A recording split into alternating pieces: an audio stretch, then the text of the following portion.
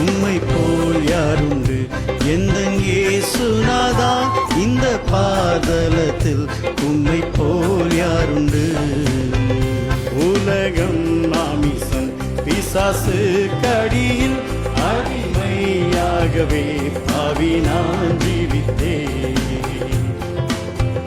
நிம்மதி இழந்தேன், தூய்மையை மறந்தேன், மனம் போல் நடந்தேன், ஏமாற்றம் அடைந்தேன்.